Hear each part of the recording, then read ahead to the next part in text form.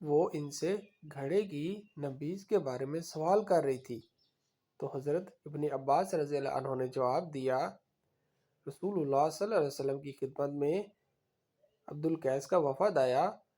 رسول اللہ صلی اللہ علیہ وسلم نے فرمایا، یہ کون سا وفد ہے؟ یا فرمایا، یہ کون لوگ ہیں؟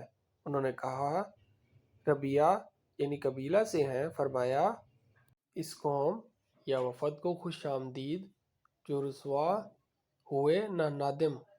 ابن عباس رضی اللہ عنہ نے کہا، ان لوگوں نے عرض کی، اے اللہ کے رسول، ہم لوگ آپ صلی اللہ علیہ وسلم کے پاس بہت دور سے آتے ہیں، ہمارے اور آپ کے درمیان مصر کے کافروں کا یہ قبیلہ حائل ہے، ہم کسی حرمت والے مہینے کے سوا آپ صلی اللہ علیہ وسلم کے پاس نہیں آ سکتے۔ آپ ہمیں فیصلہ کن بات بتائیے جو ہم اپنے گھروں میں پہنچیں